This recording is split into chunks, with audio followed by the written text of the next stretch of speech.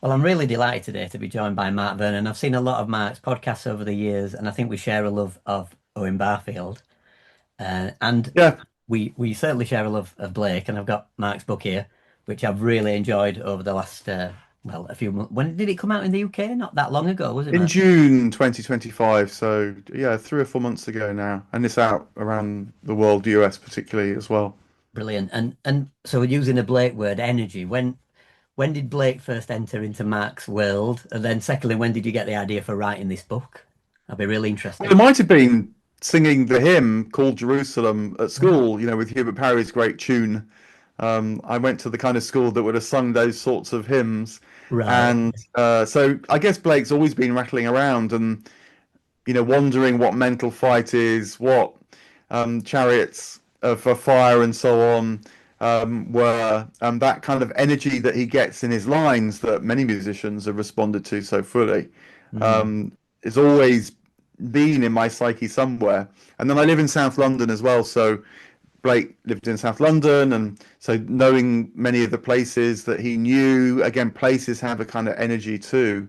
Mm. So yeah, the book is a long, concerted attempt both for me to get to know Blake, but also I hope for others because I think he is such a fundamental figure and for our times. Mm. It's funny because at the time of reading it, I was actually reading because I'm quite a graphic novel fan. I was actually reading. I don't know if you're familiar with this graphic novel. They made it into a film, and it's kind of this story of like this man is kind of freeing society from the oppression. And I was reading this and reading that at the same time, and there was such a strong simpatico between the two characters. Blake on the one hand and this V for Vendetta, trying to save society. And I get the feeling in your book what you're trying to get people to wake up to.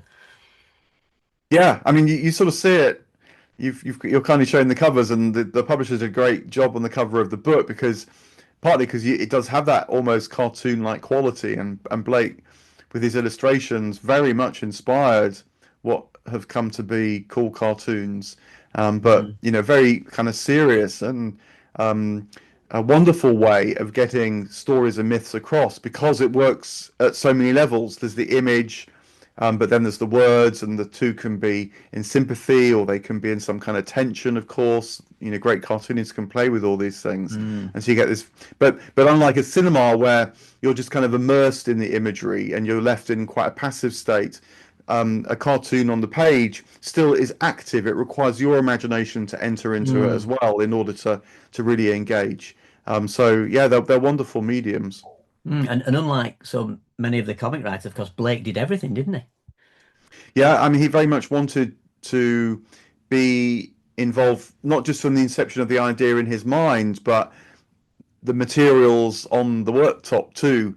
All these things were living qualities to him, and so not so much because of a desire to control, but although I think he was interested in that, but as well because at any stage in the creative process, inspiration will come, and so to be involved in as much of the creative process as possible was really, really important to him. And it's funny because there's a bit in the book I was reading this book years ago, which is a book about sort of homeschooling.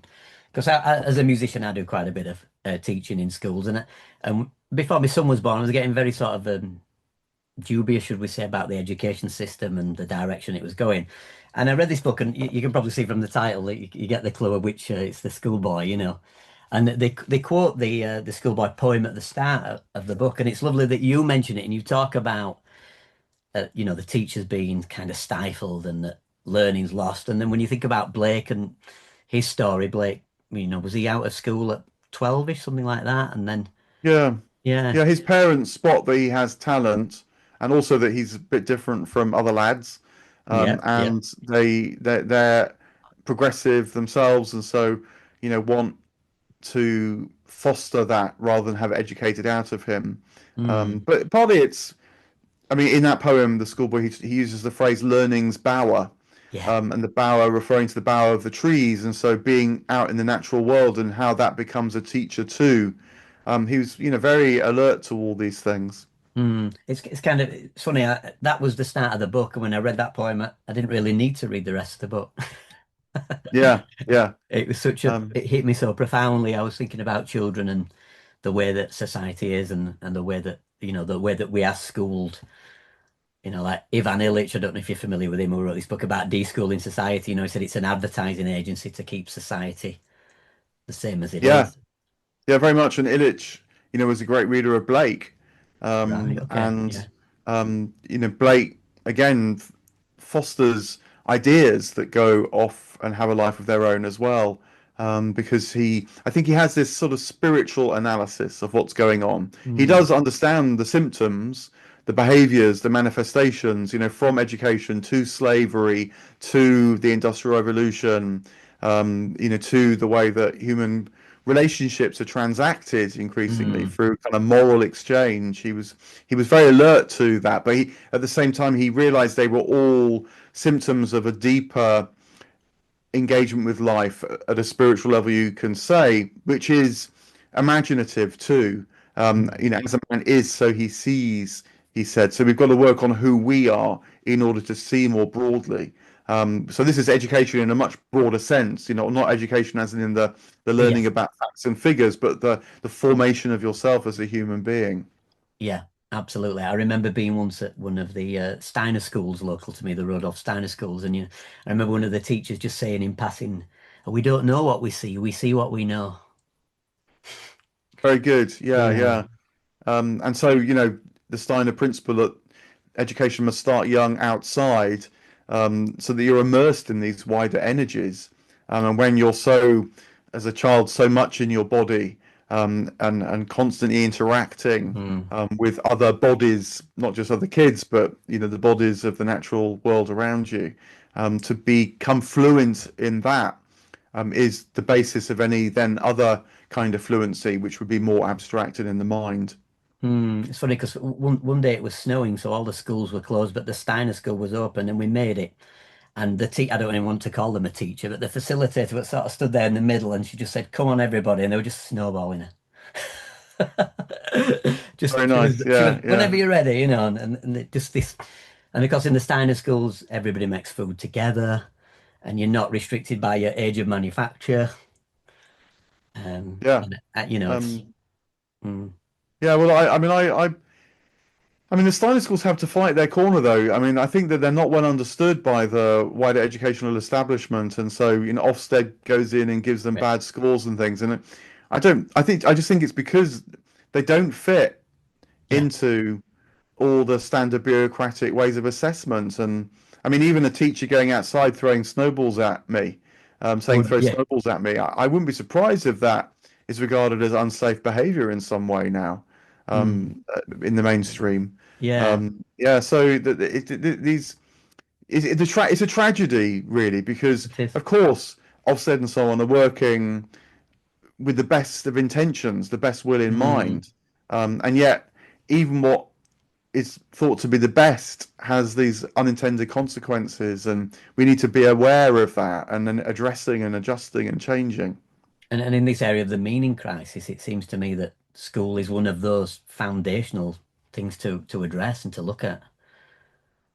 Yeah, and again, the way that um, the spiritual, the religious, Mm. is sieved through a kind of quasi-scientific approach. So you Yeah. learn about traditions and particularly about the differences between traditions. That is what will be stressed. You learn respect and tolerance as well. Mm. And but what it's very hard to get an education in, largely because certainly in the UK, there's not so many people who are teaching and in these religious traditions. Mm. It's very hard to get a feel from the inside of what they might be about. Mm. And you tend to only get that when the religious tradition itself has become quite narrow and so wants to protect itself against the wider world. And Mm. then you get kind of special dispensation for particular the strict forms of religiosity. But again, that just feeds the Mm. separation between the religious and the secular. So there's a lot of vicious spiraling going on. Absolutely. And I'm really interested, Mark, with your love of Barfield. Did you sort of, with this book, did you see it through the lens of Barfield? Did Barfield help you formulate the book in any way from the reading of Barfield? Or You mention him briefly in the book, if I remember. Yeah, no, Barfield is always important. He stresses, a handful of very basic things that if you take them seriously, they take you an awful long way. One is that words have soul, that words aren't just signs that we use for the convenience of our lives. No, Mm, words are soul that speak from the in-betweenness that we all share, speak from the imagination that we all share, and so convey the sense of belonging and opening and engagement. And so, reading any poet with Barfield's understanding in mind is going to be helpful. But also, I think Barfield spotted in Blake mm, that he used words in a way that was had the potential to take us to a completely revised worldview.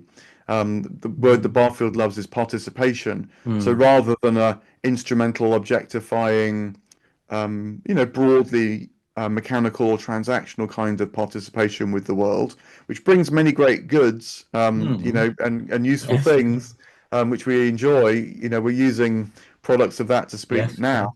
But nonetheless, the risk is that it excludes and occludes really. You just Mm, you lose the imagination to see other forms of participation. And so Barfield felt that Blake, living in a world that was becoming increasingly mechanical in mm, its conception, used words in a way that could break through that that shell, and mm, so help carry us back into the wider world that's around us as well. beautiful. I like that very much. And so, getting towards music now, talking a little bit. When would the first Blake you heard set to music be the famous Jerusalem then, or? I imagine so. I mean, maybe Mm, we read Tiger, Tiger, Burning Bright right. Okay. as kids in an anthology. It'd have been something like that. Yeah. Did that resonate with you then, as a teenager, or? I mean, I've always loved the Hubert Parry setting. I Me know too. that, I mean, I've had quite a lot to do with the church, and I was actually a clergyman at one point, Mm, not for quite a long time now, but mm, nonetheless, I know that that hymn, it's a bit like Marmite for a lot of clergy, and they either love it or hate it.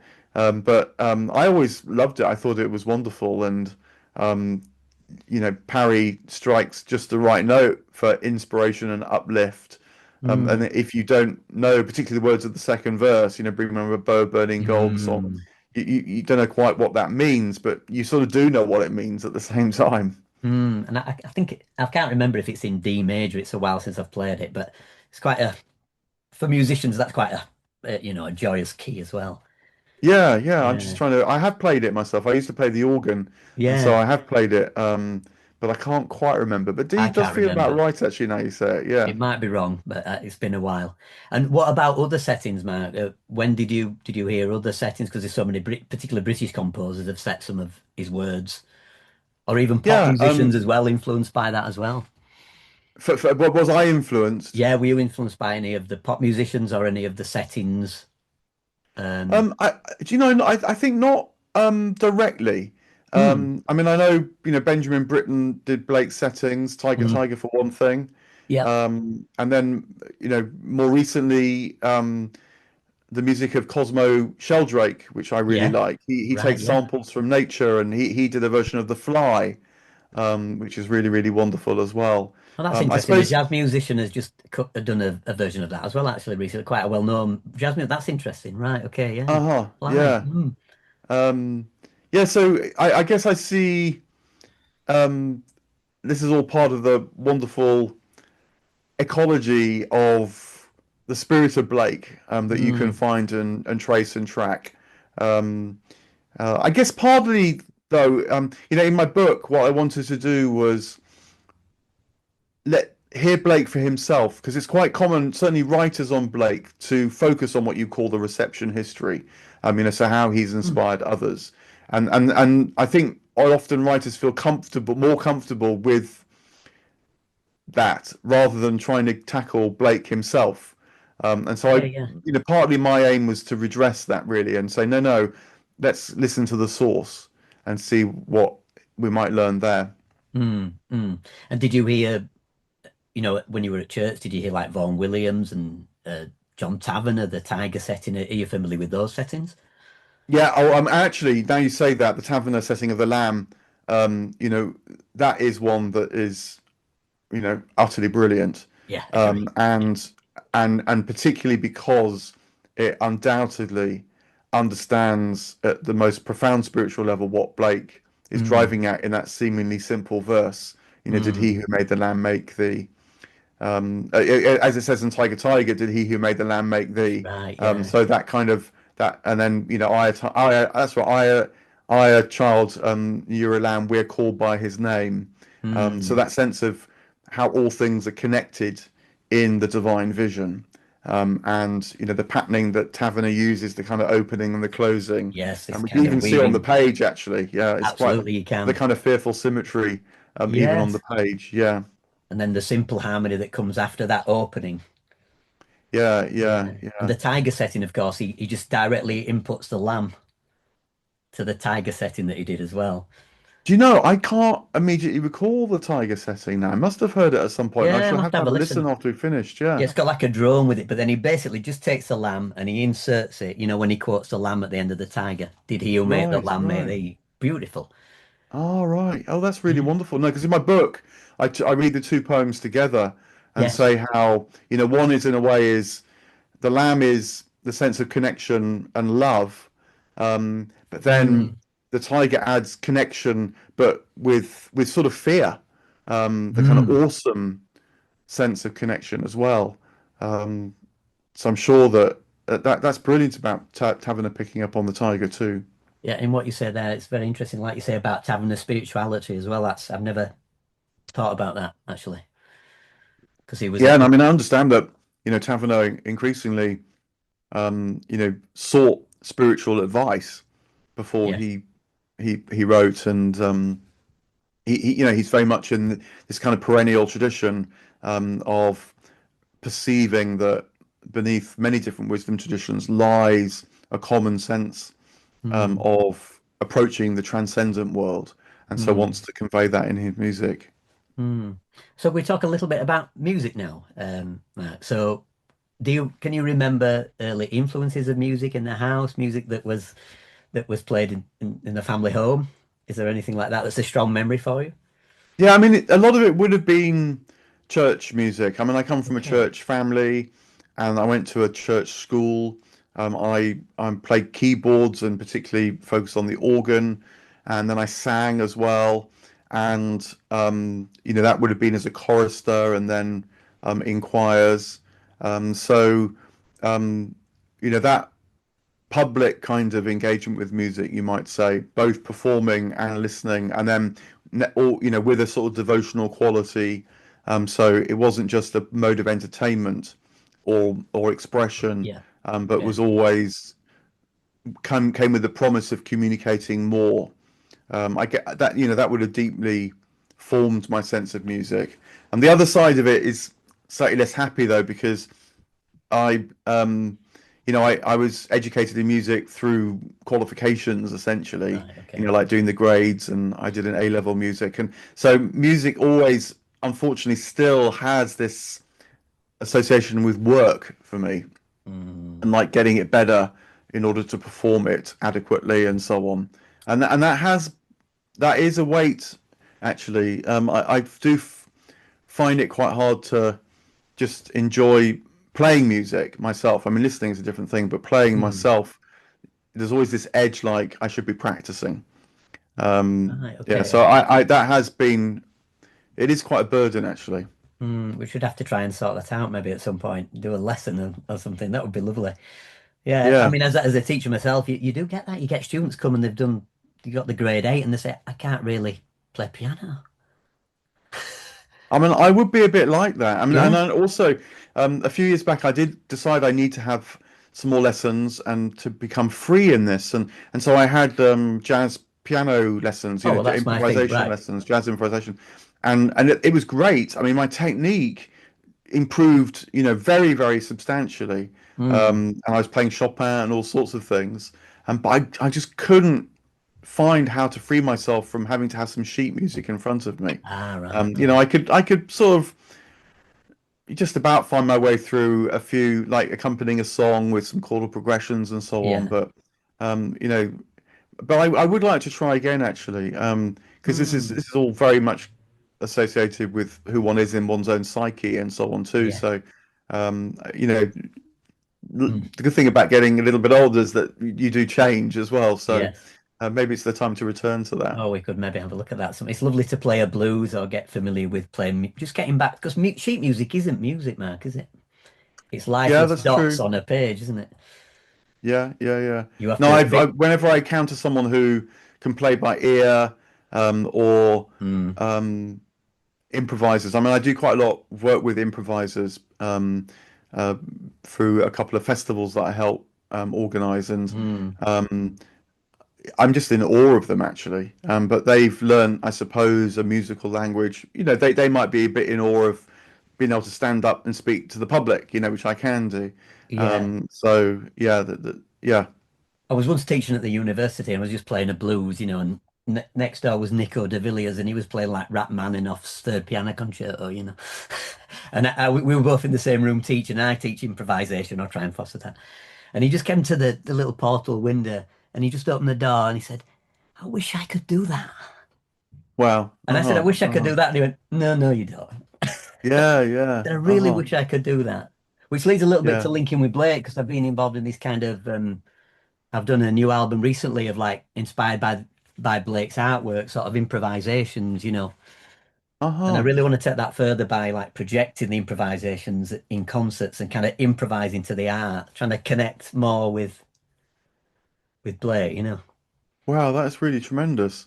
I mean, Mm. and Blake, of course, himself was a great musician. It's just that no one wrote it down. Yeah. But in the soirees, it was said where professors of music would be invited along, and he would not recite a new poem, but he would always Sing sing it.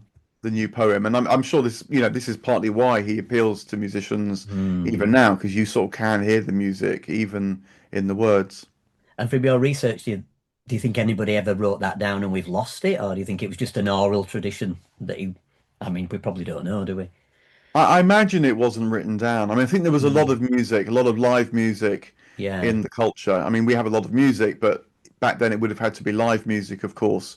He's nearly contemporary with Handel, Yeah. so Hmm. there would have been that kind of high art, if you like. But he did illustrations for pub songs, which were captured and put in a book. It's the age of Yeah. massive hymn writing. Yeah, of The course. Wesleys writing thousands of Yes, hymns, with the founder of and that. so the Yeah. use of that kind of lyrical, simple language, but to capture great things. Mm. Um, and then similarly, a very popular, accessible kind of musicality around and about the whole time, I think. Mm. So you started playing the piano, then you were playing organ at church. And what kind of music were you loving listening as a teenager then? What kind of music? Was it church music or were you into pop and rock? What kind of. Yeah, I was into other things. I mean, I was in my teens in the 80s, and then Yeah. enjoying that in the 90s, and it was a time of great, particularly development with electronic music. Mm. It was the age when a new synthesizer would come out, be accessible in terms of cost, and then Right. suddenly a whole new kind of music would appear as a result.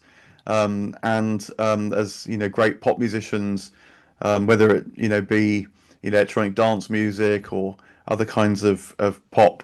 I always loved the kind of electronic music when set against someone with a beautiful voice.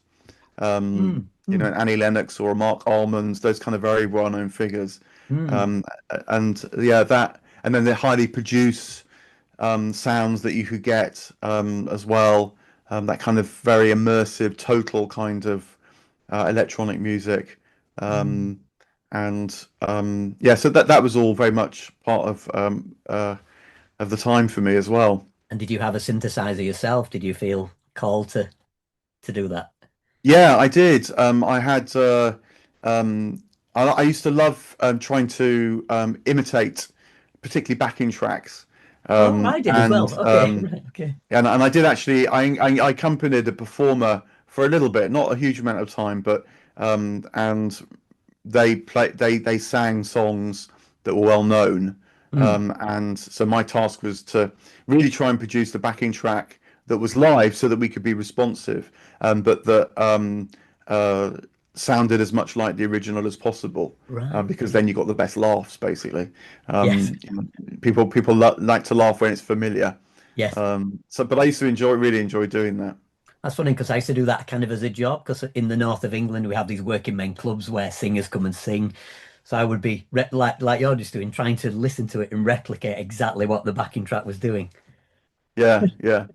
Yeah. Yeah, no, it's a wonderful thing. I mean, you see the. I mean, it's a more recent song, but I was just reading the other day that that famous Mark Ronson, Bruno Mars song, um, that they spent a year with it in production, Mm. just sort of getting it right. And these are extraordinary works as well. Yeah, absolutely. No, and so did you have a love of classical music then, or was that a very separate? Yeah, that no, that was going on. I mean, I did an A level in music, and I loved the idea of getting to know certain pieces of music Mm. immensely well. We did a Mozart quintet, and then Purcell's Dido and Aeneas, Oh and yeah. Beethoven's Sixth Symphony, and Oh, beautiful. um, even now I can listen to those and know exactly where it is. And I mean, music's just is very Blakean in the sense of how Blake understands the way that our imagination and the cosmos works, because the point about a piece of music is that you can get to know it more and more and more, and it just keeps giving more and more and more and more. Absolutely. It's a love that's not based on a lack. It's a love that's based on a continual unfolding. And Mm. then, moreover, music does this transposition effect, as um, I don't mean transposition as in shifting key, Yeah, but yeah. but moving between different worlds. Um, Mm. so music at one level is purely physical; it's vibrations on the Yeah. air, and yet, of course, we don't hear that. We hear melodies and harmonies, and it carries meaning and feeling. So we're already relating to the inside of the physical vibrations. And then, of course, silence is as important in music as well. Mm. And that which you, as it were, hearing around and through and within the music. And we mentioned Taverner. I think that's one of the reasons why Yeah. he's so amazing, because he has loads of space in his music. Mm. And so there's something that's beyond the music that is in the music too. So music is this very supernatural, I think, Yeah. is a really good word. If the natural is the physical, then the rest is Mm. supernatural. Yeah. And also you listen to something for the first time and you might find it really uncomfortable, like you're alluding to. And then it requires repeat listens and then suddenly it lets you in. Yeah, yeah, no, like a lot of inspired works. Yeah. At first it can be quite daunting, but you're so glad you did the work to understand it that little bit so it could start to speak to you. I mean, I've had this with Blake. I wrote a book on Dante's Divine Comedy as well, which incidentally features a lot of music in the description too. Mm. The descriptions that Dante gives, and it's poetic as well, so has that kind of music. But yeah, I don't know. I once really I had a phase once with Richard Strauss, All right. um, Okay. and quite again complicated music. There's a lot of But Strauss here. all right, Strauss okay, here. yeah, yeah, Yeah. Yeah. Yeah. uh-huh. What, any But piece I'm in really particular? glad to dive into it more and more and more. Any piece in particular that you were kind of drawn to? I can't remember now. Mm. Um, I suppose it was the operas, Right. Okay. after the symphonic poems, the operatic work, like Salome and Beautiful. Rosenkavalier and Yeah. um, yeah, there was yeah another one of the operas I can't remember now, but anyway, yeah, you wanted to hear it and then go and listen to it live and then listen to it again and yeah, get into it more Mm. and more. And you mentioned Dante. Did you do the Dante book? Was it around COVID time, Mark? Or because I seem to remember going for a walk and listening your podcast. So you accompanied me on my walk every day. I went for a walk, and listened, and they're quite, you did like 40 minutes, didn't you? Something about 30, 40 minutes. Yeah, no, it became Yeah. my COVID lockdown project. Ah, I'd okay, right. started it before then, actually. Oh, did it really? I wanted to read. I mean, have had a sort of habit of reading the Divine Comedy once a year, Okay, right. and so that came up again, and I thought, okay, this year I'll make podcasts too, because that will just give an extra focus to my reading. Um, and then the lockdown kicked in, and so I found I had a lot more time, and so yeah, doing one or two cantos a week became part of my lockdown experience, and there's 100 in total, so there's now 100 podcasts, Yeah. and then that became a book because a couple of years later, in 2002, it was the 700th anniversary of Dante's death. Mm. And so I thought, oh, there's a little book opportunity here, and Yes, yeah. that's now a book too. And again, it gave me a chance to rework it all once more and just develop it that little bit extra. Yeah. Yeah, because I was reading the canto and then listening to your sort of analysis of it on a walk, all alone Yeah. in the Well, hills. Yeah, I hope it wonderful. worked because again, the Divine Comedy is an unbelievably astonishing work. Yeah. The more you get into it, the more it's a mystery and miracle, really, how it Mm. ever came into being. But it does take a bit of effort. Yeah.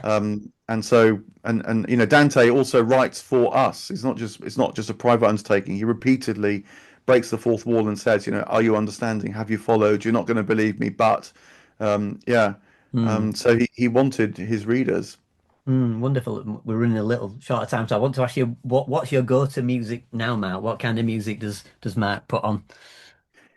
I mean, I listen to a lot of nostalgic music for me, so music from the 80s and the Okay, 90s. right. My Spotify would probably betray, a lot of big classic pop hits.